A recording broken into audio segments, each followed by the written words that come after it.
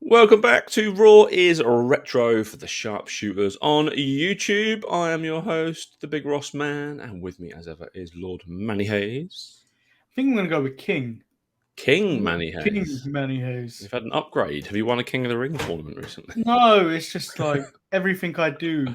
There's loads Yeah. of views on it recently. Fair enough. The King of YouTube, Lord Manny Hayes. I'm going to call myself the King of YouTube.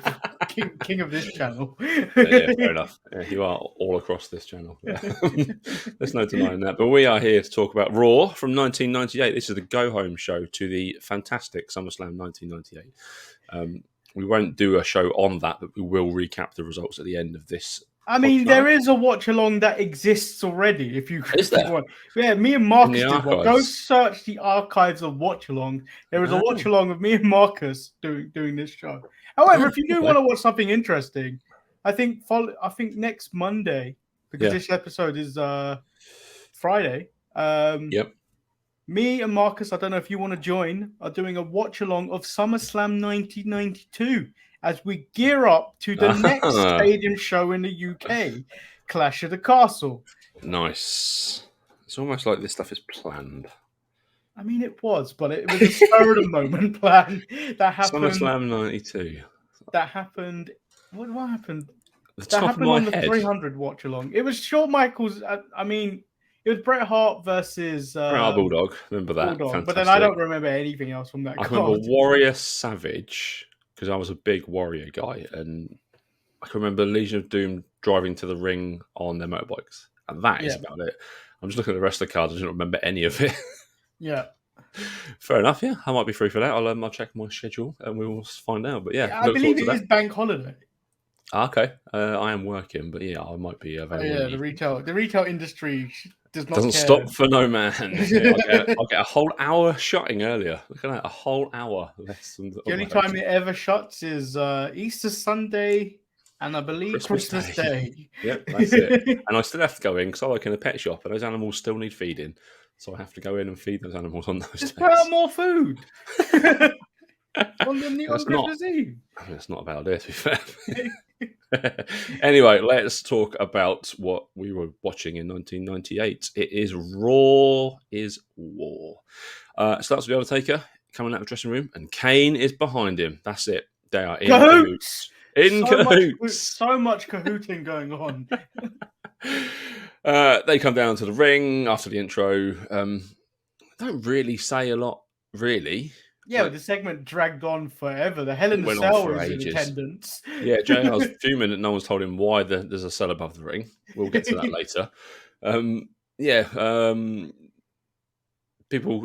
Someone shouts Fatso at Paul Bearer on his way down to the ring, which is nice. Vince comes down and makes some jokes about President Clinton. I didn't get it then, I don't get it now. And yeah, it's... Mankind comes down, and then he just gets destroyed by the Brothers of Destruction. Spike Tombstone. Yeah, which again, JR is absolutely fuming about. Like, how dare they do a spike pile driver to someone? And yeah, obviously, Austin, the glass breaks and Austin comes down, and yeah, it's... Well, a wall of fire shoots up, Ross. A wall of fire!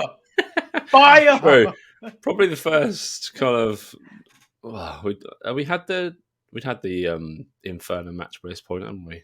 Yeah, we've had the Inferno match. Yeah, but yeah, I do like the pyrotechnics. I don't think Austin was prepared for this fire because he was just walking backwards with aimlessly, not looking that there was fire there. And then I don't know if he was playing it cool because there was a good few times where the fire hit him. Yeah.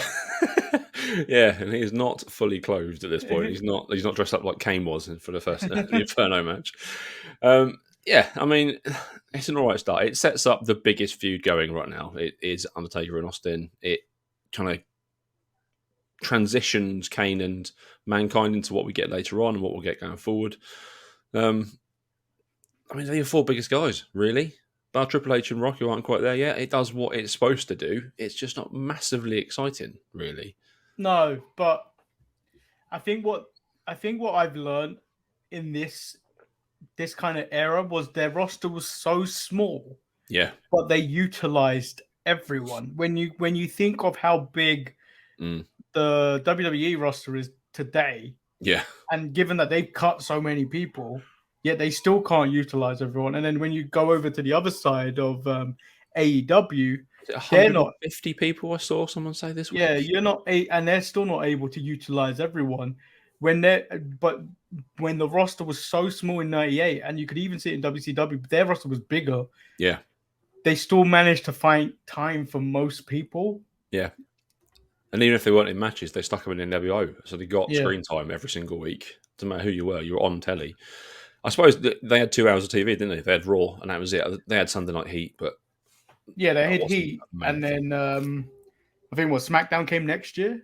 Yeah, end of '99, still towards the start of 2000. So yeah, they've still got another year of just having 2 hours, and the roster will start to get bigger. We'll get like Jericho will turn up, and there'll be a more kind of younger approach. Yeah, definitely. You can see like you've got the Hardy Boys to come, you've got Edge and Christian, you've got the Dudley Boys coming a little bit later, but there's still lots and lots to kind of add to this roster to kind of get rid of some of the old stuff. Some of the old stuff, which I just find so boring now, is Cameron Rock versus Dan Severn, which is the next match. Again, you would think because this is a UFC match, this would be good. They look like the worst UFC fighters I've ever seen. The worst thing ever. And then you've got Owen Hart coming in and putting a beast choker on Ken Shamrock, ending a DQ. Steve Blackman comes in. This is just ridiculous. But this is all leading up to the fight pit. It's not the fight pit, the Lions Den match. Lions Den match at SummerSlam. Yeah. I just don't care. Like, you're wasting Owen Hart with this. He could be doing so much more. And this is really his last big feud. He's mixing it with these guys. Looking back, it's such a waste of such a talent. Yeah. We see Mankind is out of the ambulance and he's on a stretcher. He's on his way to the ring, basically. It's Mankind gets on. The GIF you've all seen. It's Mankind riding his stretcher down to the ring. He crashes into the ring and he gets his big sack of thumbtacks and says that basically Kane's in trouble. He's going to take Kane to hell tonight. Which I like. He calls him a big burnt bastard, which is good. He uses the word of 1998, it seems, cahoots. Whereas, like me and Marcus said the other day, in 2022, the word is hearsay. Yes. Yeah, no one's saying cahoots these days, that's for sure. I mean, it does well. It sets up Mankind slightly, because he's been kind of this little sidekick guy, really, with Kane for a while, and kind of under Paul Bearer's thing. He kind of continues this for a while, really. Yeah, after SummerSlam. Because he moves, like, later on in the year, he moves to becoming Vince's little puppet. He does, yeah.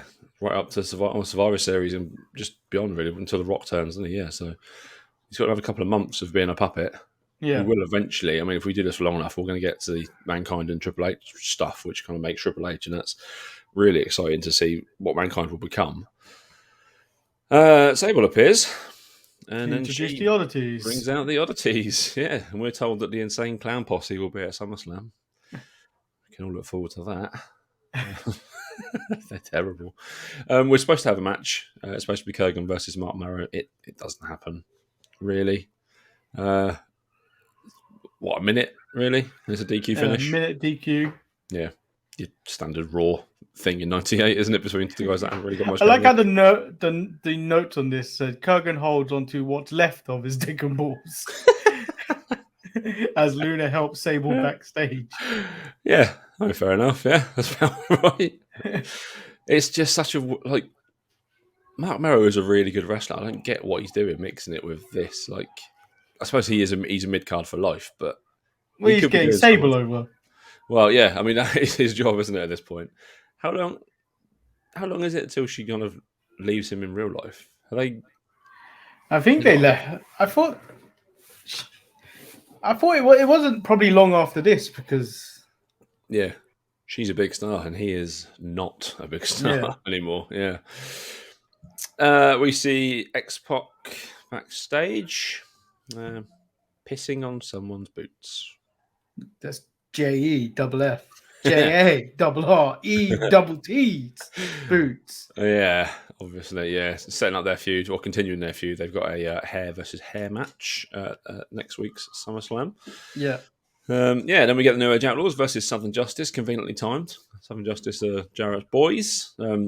I like that Jarrett comes out during the match and he's not wearing any shoes, that's very clever. That's very good continuity. I like that. He hypes up the hair versus hair match, kind of whilst the match is going on. Really, it's a nothing match, and it's another 3-minute match. Well, this whole show was a nothing match. Yeah, really. I mean, it's leading up to the Hell in a Cell match, and then it finishes with nothing either. I suppose it finishes with the Brawl for All finals. What we're talking about finishes with the biggest part of '98, but Raw is war. This part of it is terrible. Once you get into the war zones, slightly more stuff happens, but again, I just don't care. X-Pac versus Jarrett. Jarrett looks. I said last week that Jarrett looks good at this point. I could see sort of why some companies thought of Jarrett as a main guy. His look is really good, especially when he gets his hair cut. He wasn't that bad in the ring if you think about it. No, he's not. I watched the Ric Flair retirement match. He was still all right there, to be honest. He's obviously not in the best of shape these days, but he's a solid worker. What we did miss, was Drunken Hawk on commentary. Oh, yeah.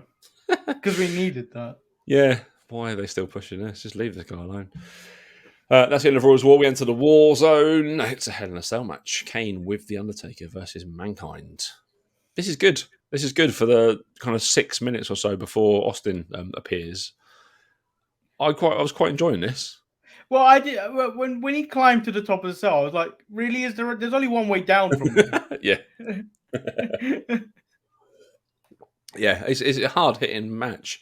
Kane looked quite good. I've not been a big fan of this early Kane at this point, but it shows you can mix it with Mankind. But then, Austin does appear from under the ring and just beats the crap out of Kane repeatedly whilst Undertaker's trying to get in the ring but can't get in. Yeah.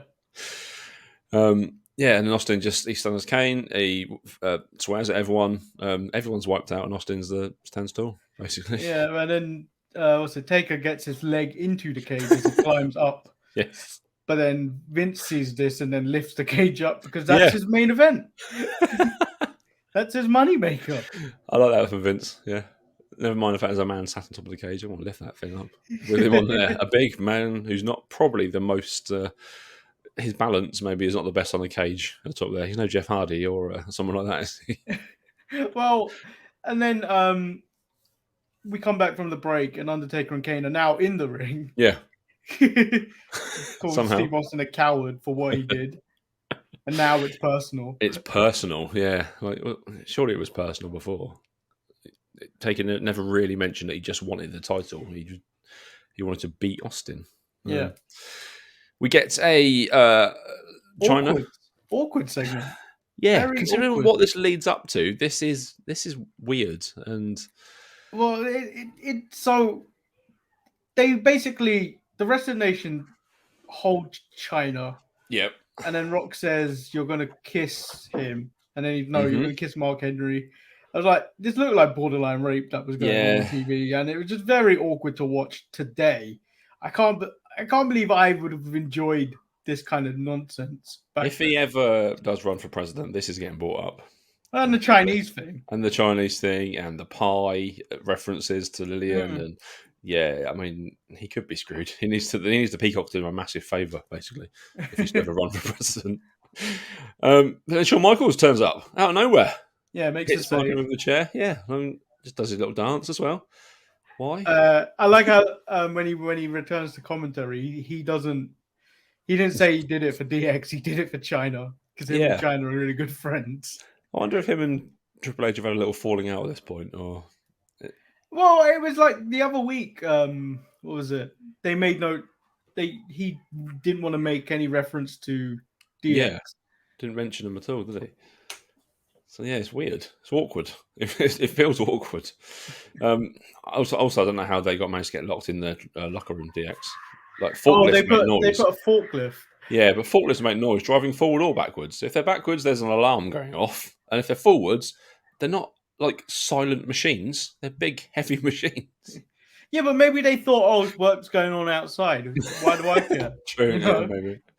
Bunch of idiots. We get Val Venis versus Tucker. It lasts a minute.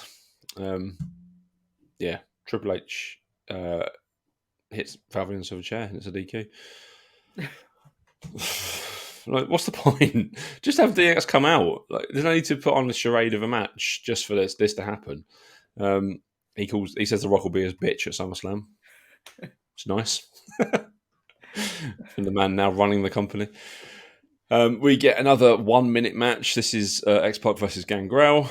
Because of course Jarrett comes out for another DQ finish. I feel like X-Pac deserved this one. He did. He pissed on the man's shoes. Yeah, he deserved this. Guess what? Yeah, exactly. Edge is in the audience, and we'll see Edge back in action at SummerSlam as Sable's mystery partner. Edge also attacks Gangrel for no reason. Yeah. Why? Because not long after this, he teams up with Gangrel. I don't know. Maybe he was trying to prove himself to the leader. I don't know. We see Bart Gunn and Bradshaw warming up for their finals contest. It's finally coming to an end. This is it. It's been weeks and weeks. It's going to finish.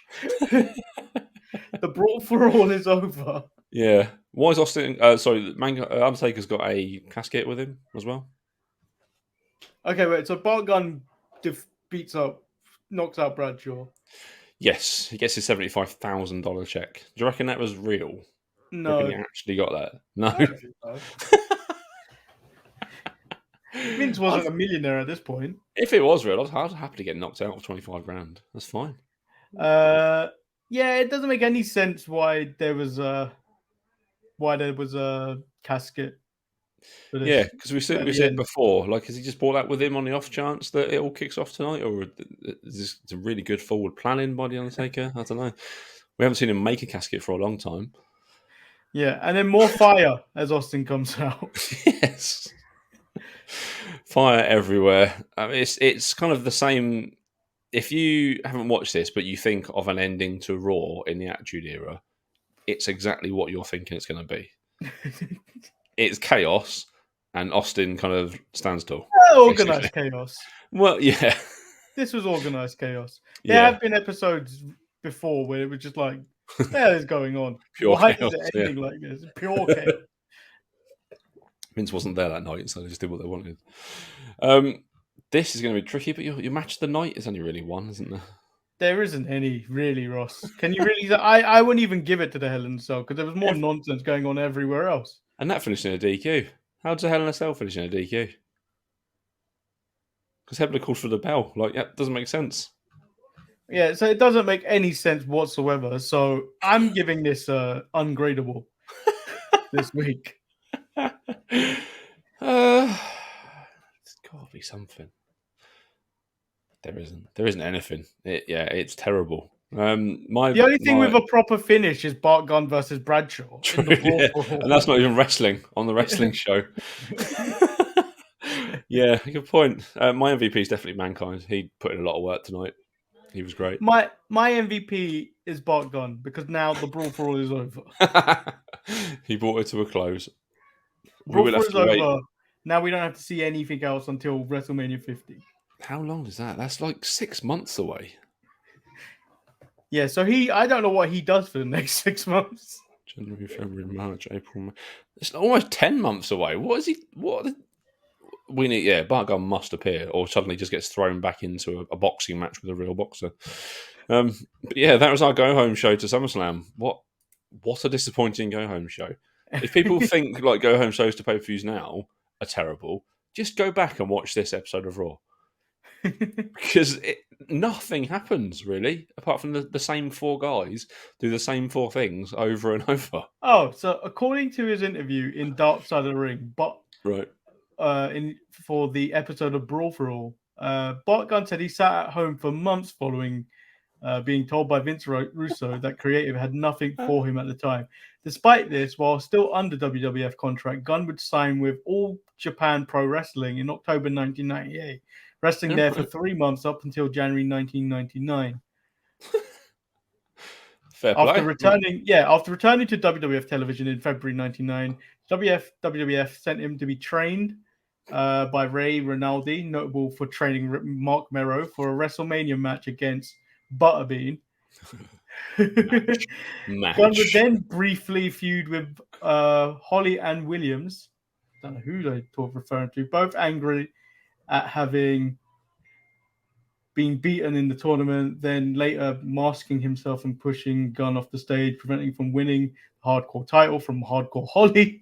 What the hell have we got to 15, and then Bart, and then nonsense. Absolute nonsense coming up. Yeah, I look forward to seeing the end of Bart Gunn's career in about 6 months' time. I suppose he's got 75 grand. He can go home and do nothing. Yeah, just chill out, have a bit of fun. But yeah, that was the go home show to SummerSlam. We'll quickly run through the SummerSlam card. I watched this a few weeks back. I think it was a really good show, to be honest. There's a couple of down moments, mainly when the IC appear on the screen. But I really enjoyed D'Lo versus Val for the European title. That was a really good match. D'Lo looked great. That's the only good match on this card. Oh no, the ladder match is really good. I'll give it that. Austin Taker is absolute dog shit. I don't like watching those two wrestle. The Outlaws beat Mankind for the title, for the tag team titles. Edge and Sable was terrible. They beat Jackie and Mark Marrow. Shamrock defeated Owen Hart by submission in the Lions Den match. X-Pac defeated Jeff Jarrett and cut off his hair. And yeah, that was really it. I mean, maybe my mind's cloudy, but I thought it was a decent show. But really, there's 2 matches on it. Yeah. But maybe that's what stands out for me. I really enjoyed Triple H vs. Rock. I remember watching it at the time and really enjoying it then. And I really enjoy watching it back now. Because that's the last time we'll see Rock with the RC title. Yeah, but the build was always better than the actual card itself. Yeah, true. But yeah, D'Lo versus Val for me was my match of the night on that. I really loved it. I thought they were both really good. You're not supposed to give your opening match the match of the night, but I enjoyed that. Anyway, that is it for this episode of Raw is Retro on the Sharpshooters Network. Make sure you are subscribed so you can catch, hours and hours of content, almost as much content as the WWE put out each week. There's that much content from the Sharpshooters. There's shows basically every day. Well, there may be a debut of Manny Does Nonsense on the channel soon. What's that going to involve? Well, see, Ross, you and me are both familiar with this. Yeah. The Panini World Cup sticker album is out. Oh, yes. Today. Oh, so I'm thinking, let me buy a box. Let me get the shit. Let me open it and just stick stickers in, and then maybe I have an FAQ. People just come ask me questions. That will get views. Just come especially watch if you me. rip the packs close to your mic. ASMR people will be all over. Open shit, stick things in. Come talk to me. It'd be fun. That'd be brilliant. How much is a box? I might get a box and we'll do a box is, I think, 50 packets is about £45 on Amazon, and about a box of 100 is about 90. Okay, it's payday this week. I'll have a look into it. I got given a £40 Amazon voucher for my birthday from work. Oh, really? So I am buying 100 packs. I did the Premier League sticker book last year, the year before, sorry, for Leeds return to the Premier League. So I do love a sticker. We could do swaps and everything.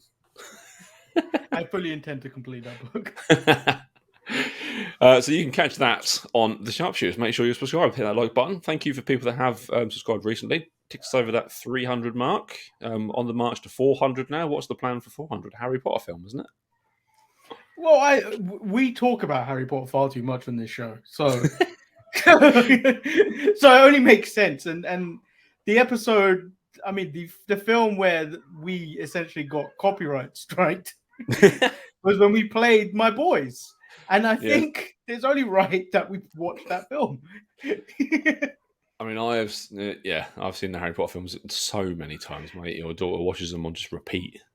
But if there's anything else we can watch, put your suggestions in the chat. When we listen, we heard, there was a comment a couple of weeks ago from the final boss who suggested that we talk about the wrestling games that came out around this time as well. Oh, yeah. That would be good. Because I think Warzone was out at this point. Yeah. WWF Warzone was out at this point, and I think there was a few WCW games before this. So maybe we talk about that as a separate episode in the future. There must be emulators. They've got them on there as well. Yeah, or we can steal footage and just talk over it. Yeah, true. I'm thinking about live like playing. We can just talk and play. Yeah. But yes, so leave your comments. We do love to see them. We kind of try to respond or heart them all. But make sure you are subscribed. All the information is over there. That way, up there. Click all the buttons, like all the things, subscribe to all the things. Talk to us, leave comments. Just get involved. We love interaction. And this is actually episode. I'm on my travels towards Wales at this point. Oh, you are, yeah. Yeah, Clash of the Castle is tomorrow, so stay tuned to the socials because we'll probably be putting a lot of stuff out there with me and Ross out there. And then we may, if we can, we'll do a post show of the card. How long do you think it's going to be, the whole show? Because it starts at 3:00, so I'm assuming an hour for pre-show nonsense stuff. I'm thinking about 4 hours or so. So probably done by like 7, 8 o'clock in the evening. Yeah, we can definitely do a post show. Just chilling outside the thing. We'll just record something. Yeah. If it doesn't work, we'll just record something and we'll put it out later. I mean, it's looking like an absolute fire card so far. Yeah. Drew versus Roman for a title. Liv versus Shayna, brilliant. Asuka, Belair and Bliss versus Bayley, Kurt Sky and Io Sky. Riddle versus Seth Rollins and Gunther versus Sheamus. I mean, come on. That's going to be brilliant already. Yeah. And there's going to be more added, obviously. But yeah, that's a really good show so far. So yeah, if you're going to be there, let us know. Let us know in the comments. We'll figure out some sort of hand signals. Yeah. Yeah, Bailey D's. Yeah. But yes, get involved with us. We like to hear all the comments and do all that sort of stuff. So yeah, we will be back next week with the Raw Saturday night. They took an extra couple of days after, an extra week almost. Yeah, SummerSlam. Yeah, which is weird, but yeah, there's a couple of weeks of Raw Saturday nights. So join us for them. Until then, we'll see you next week. Bye.